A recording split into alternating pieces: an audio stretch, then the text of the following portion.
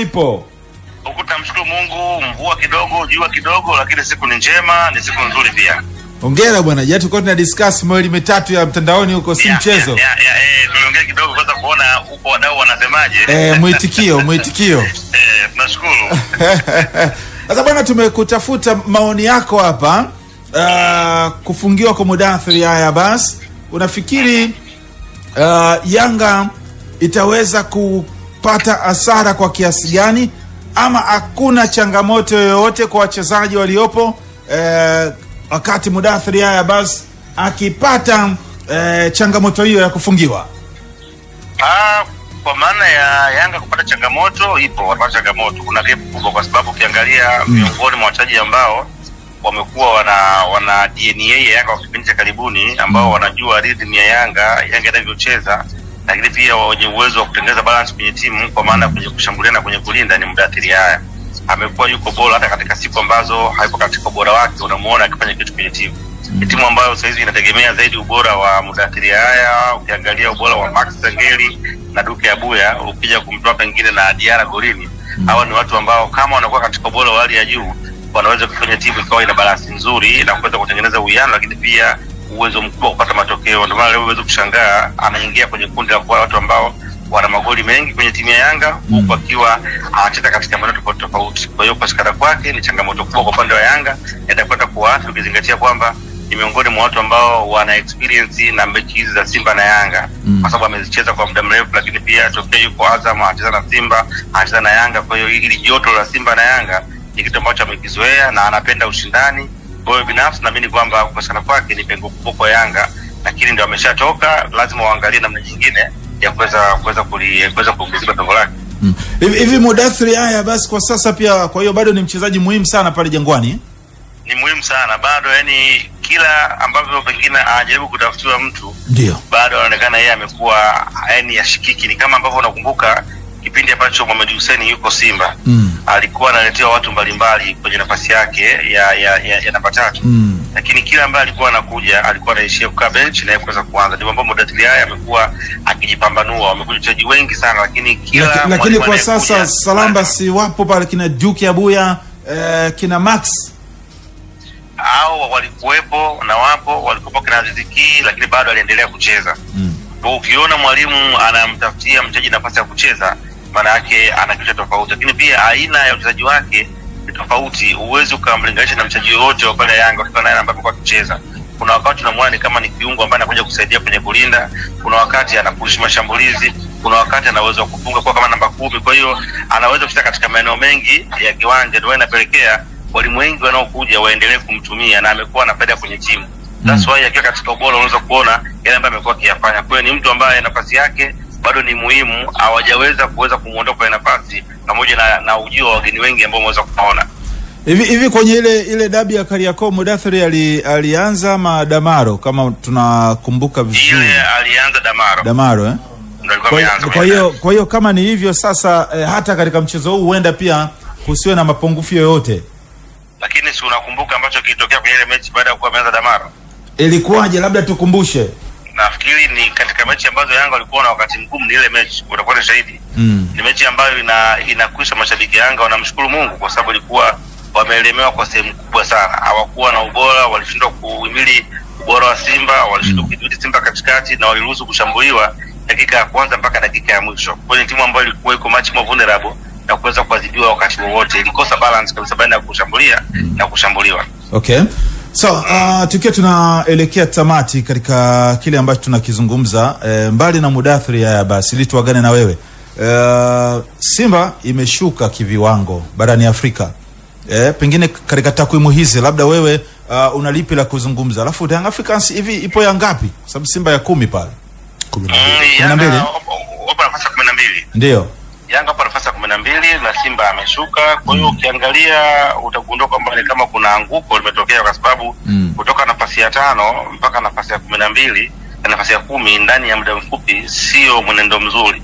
Lakini kwa upande wa Yanga wamekuwa wakijaribu kupambana kuweza kusogea, kwa sababu wakati Yanga anapambana yupo hata kwenye 20 bora, Simba bado alikuwa anaonekana yupo katika bora wale juu, lakini kubwa ameshindwa kumaintain kutokana na changamoto za kikosi chao. Ukiangalia katika miaka hii minne ambayo Yanga amekuwa akifanya vizuri, Simba wameshindwa kumaintain ubora na kufanya vizuri pia. Kwa hiyo nafikiri kwao ni changamoto ambayo lazima waweze kuifanyia kazi, kwa maana kwamba kama wataendelea kutochukua hatua za makusudi, maana kuna uwezekano wa kuweza kupotea katika ubora wa viwango vya soka, kile ambacho kilikuwa kinawapatia faida nyingi. Unapokuwa katika top 10 au top 5 unapata faida nyingi sana ambazo unazipata. Kwanza maana yake hata kwa upande wa kwenye kupanga haya makundi unakuona una advantage kwenye kuanza uanze nyumbani au ugenini, lakini pia hata ile tu kuogopeka. Unajua hata waamuzi anapokuwa anacheza mechi ya timu namba 1, namba 2, namba 3, namba 4, namba 5, aweze akawa na mtazamo sawa na timu ambayo haipo kwenye viwango, kwa sababu Simba ilikuwa tayari imetengeneza jina kubwa, na ulikuwa ukizungumzia miamba ya soka Afrika,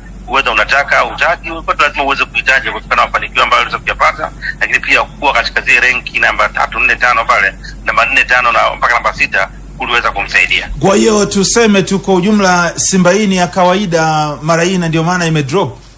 Sasa hilo ni jibu sahihi, kwa sababu ingekuwa sio ya kawaida ingeweza kumaintain. Kwa hiyo tupo tunaongea kwamba ubora wao umeshuka na pengine wamekuwa katika viwango duni, tulikuwa tuzungumzi tu ni hiki ambacho kinaonekana na matokeo yake ndio haya. Kwa hiyo wale ambao tulikuwa tunawaambia kwamba Simba imeshuka kiwango na walikuwa watuelewi, sasa hapa ndio tutapata majibu kwamba kutoka namba 5 mpaka namba 10 kwa sasa. Na Yanga vipi? Yanga bado, kwa sababu Yanga hajawahi kuingia kwa top 10, hajawahi kuingia, bado amekuwa akipambana katika hizo nafasi. Alikuwa 18, 17, sasa yuko nafasi 12. Ni timu ambayo imekuwa haijaweza kumaintain. Kwa hiyo uwezo kuweka katika kundi la nguvu, kwa sababu haiwahi kufika. Toka lini Yanga imekuwa nafasi ya 7, ya 6, ya 5? Haijawahi. Kwa hiyo Yanga amekuwa akisogea, ana progress kwenda kwenye mafanikio, huku Simba amekuwa akirudi nyuma.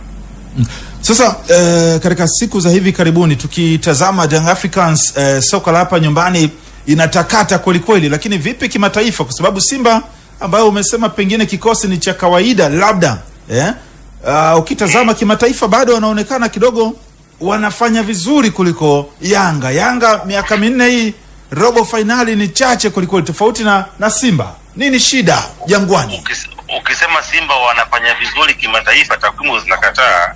Alikuwa nafasi ya 10 kutoka nafasi ya 5 kwa sasa hivi. Okay. Ukisema kwa sasa hivi Simba anafanya vizuri, takwimu zitakubana bwana Costa. Unasema anafanya vizuri kimataifa hivi kwa nafasi ya 10 wakati alikuwa nafasi ya 6. Sasa anafanya vizuri kwa essence ipi? Lakini vipi kwa Yanga sasa? Yanga wana changamoto, lakini Yanga wana changamoto kwa sababu always wamekuwa wakigain new experience. Tumezungumza kwamba hajawahi kufanya vizuri katika michuano ya kimataifa. Kwa hiyo ameendelea kujitafuta, ndio maana anashindwa kuwa na consistency. So unaelewa, yani amefika finali ya kombe la shirikisho akatoka, akafika robo finali ya kombe la klabu bingwa akatoka, akaishia makundi, kwa bado hawajapata consistency. Na changamoto kwamba mimi ninaiona kubwa kwa upande wao ni bado wanashindwa namna bora ya kuweza kushinda mechi za nyumbani. Miongoni mwa fakta kubwa katika soka la Afrika, ili uweze kufanikiwa mafanikio ya soka la Afrika, ni kuhakikisha kwamba unatengeneza, yani watengeneza ile utawala ngome katika uwanja wako nyumbani. Ndio maana leo hii tunazungumza Simba ameanguka ni baada ya kwanza kuruhusu kupigika katika uwanja wake Benjamin Mkapa. Huko nyuma ambako unaona Simba alikuwa yuko bora na anafanya vizuri, ilikuwa aje yoyote katika uwanja Benjamin Mkapa, ilikuwa lazima uweze kuacha point. Lakini Yanga amekuwa tofauti. Kwa jambo la kwanza sio tu kuwa na wachezaji wazuri, lazima kwanza watengeneze, waweze kuwa na mentality ya kuamini kwamba nyumbani lazima upate matokeo. Leo tunazungumza anakosa matokeo ya kwenda robo finali ni baada ya kushindwa kupata alama za nyumbani. Kama angepata alama dhidi ya Ali, pengine mambo yangekuwa kwa tofauti. Usiniambie Ali ni timu kubwa, Simba alikuwa anafunga katika ubora wake, aliweza kuifunga Ali. Kwa hiyo nafikiri lazima waangalie namna bora ya kuweza kutafuta matokeo hasa katika uwanja wa nyumbani, na ndio soka la Afrika lilivyo. Ukishindwa kushinda nyumbani ni ngumu kuweza kufanikiwa katika mchuano ya Afrika. Msalamba umeonekana ukifoka kweli juzi kati hapa, baadhi ya taarifa ambazo zilizagaa, moja ya wachambuzi kutakiwa kuchukuliwa hatua za kinidhamu ama kisheria katika mpira wetu, na wewe ukaonekana kama upo upande wa klabu kuliko chambuzi mwenzako. Unafikiri hili swala lina afya kwenye mpira wetu kama kila wakati sasa wachambuzi watakuwa wanafikishwa kwenye koti hizi za kimpira? Nafikiri ambao walikuwa wananisikiliza ndio wananisikiliza kihisia, ndio maana unaweza kutafsiri. Mimi nilichokifanya ni kujaribu kuwaelekeza vijana kwamba mimi sijapingana na lile lilizungumzwa. Nilichokizungumza ni kwamba wakati unalizungumza jambo kama hilo, ndio basi uhakikishe kwamba una taarifa za kutosha, una uthibitisho. Kuna madhara makubwa. Kwa hiyo nilichofanya kwa tena ilibidi ndo wanishukuru, kwa sababu nimejaribu kuwaelekeza iweshukuru kwamba wakati unapotoka na kutaka kumzungumzia Costa, kumzungumzia Said Mwandike na wengine yoyote, hakikisha una taarifa za kutosha, ili kesho ukiambiwa uweze kuthibitisha isije kuwa shida. Kwa hiyo nilitoa angalizo kwamba wakati tunakuwa tunafanya kazi zetu za kuweza kutoa uchambuzi, tuchambue na tusipeleke tuma ambazo hatuwezi kuthibitisha. Tuzungumze kwamba waamuzi wamekuwa na kiwango kibovu, wanaharibu mpira, lakini sio kusema kwamba muamuzi amechukua rushwa. Hizo ni lugha mbili tofauti.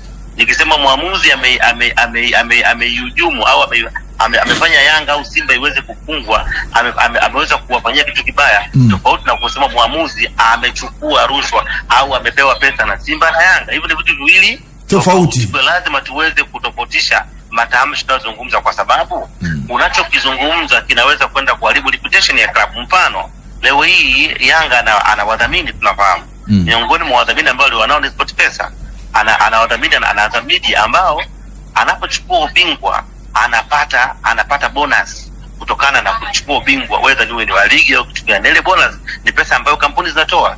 Leo ukisema kwamba timu, kwa mfano, natoa mfano, inanunua mechi, maana yake unakwenda kumfanya mdhamini aamini kwamba ubingwa huu sio ubingwa ni wa kutengenezwa, hawezi kusita.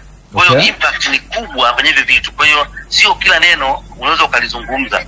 Tuwe tunapima, kuwa wachambuzi haitufanyi tuzungumze kila kitu tunachokisikia au tunachokijua bila kuwa na uhakika wa kuweza kudhibitisha taarifa. Hiyo ndio jambo nilikuwa nimelizungumza kwamba ni vema tukawa makini, yani kupewa vipaza na kuweza kuzungumza, kutoa opinion, tusibagaze na wala tusituhumu taasisi nyingine, kwa sababu ina madhara makubwa. Huo ndio ulikuwa ni wito wangu. Kwa hiyo ambaye alikuwa amenichukulia tofauti na pigo la siku anaweza kaja kanielewa, lakini sisimami kwa upande wa Yanga. Kama yeye yuko fine, amezungumza, ni kijana wangu namfahamu, kama aliyazungumza anaweza kuyathibitisha, well and good, na tunataka tuone akithibitishwa ili kuweza kusaidia mpira. Lakini kama atashindwa kuthibitisha, burden itakuja kwake na itakwenda kumuathiri, kwa sababu anaweza akachukuliwa hatua ambazo hataweza lakini Salamba, hili aliingilii uhuru wa wachambuzi kuzungumzia vilabu, kwa sababu inakuwa sasa kama vile chambuzi anaongea huko anavutwa shati hivi ama tai tayari inaanza kukunjwa. Dominic Salamba, hakuna aliyozuiliwa kuongea. Nikasemaje? Ndio kuna tofauti kati ya kufanya analysis na kutumu. Yaani hapo mpo studio, wewe fanya uchambuzi, izungumze mechi, zungumza madhaifu ya Simba, ya Yanga, ya Mtibwa, ya Costi. Kuna watu walizungumza kwamba mechi ya Pamba hakujituma dhidi ya Simba. It's fine, unaweka mtazamo wako, umeweza kuona, ila tuepushe maneno ambayo yatakwenda kututia hatiani. Ndio hiyo ndio, yaani tuzuilie kuzungumza. Mimi nimekuwa nikizungumza mara kadhaa, nikinyosha kidole Simba, Yanga, nikizungumza madhaifu yao, wana timu mbovu, ni my opinions. Lakini isifike hatua ukaenda beyond, ukaanza sasa kuzungumza na kuhusianisha na mambo ambayo hayatakiwi. Issue ya kupanga matokeo, issue ya kununua mechi ni issue ambayo haitakiwi kabisa katika mpira wa miguu. Unapotaka kuizungumza lazima uwe na uthibitisho uliokamilika, na kuna mamlaka nyingi ambazo zinaangalia. Kwa hiyo lazima tuweze kutofautisha kati ya kutoa opinions na kuweza kutuhumu. Tuhuma ni kitu kibaya, kwa sababu unapotuhumu unakwenda kuchafua upande mwingine. Na je, huo upande mwingine utakuwa uko tayari kuweza kuchafuliwa? Kwa hiyo tusitake kuchanganya haya mambo. Wapo wachambuzi wengi wamekuwa wakizungumza muda mrefu, tumeweza kuona huko nyuma walikuwa kwa Jemedari na wengine wengi walizungumza na wengine wengi, lakini ifike hatua tuwe tuna mipaka, tusiingilie uhuru na kwenda kubagaza taasisi nyingine. Hiyo ndio mimi ndio wito wangu, lakini sio kuzungumza. Tutaendelea kuzungumza, tutazungumza sana, lakini katika mambo ambayo yana afya, lakini pia hayatakwenda kuharibu mustakabali wa taasisi nyingine. Sawa, basi tunakushukuru sana Bwana Dominic Salamba, tutakutana kwenye mitandao yetu huko. Nakushukuru sana. Asante sana. Namna hiyo ni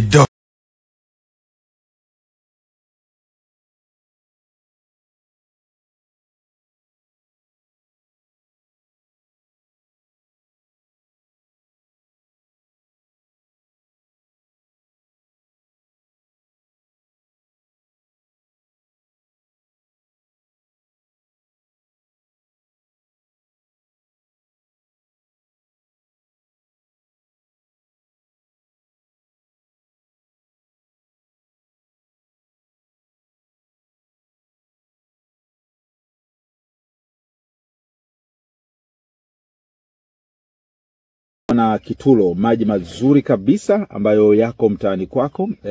Nami ninaendelea kukata kiu na Kitulo, maji mazuri tulivu, hayana wasiwasi, yanatoka katika milima fulani huko.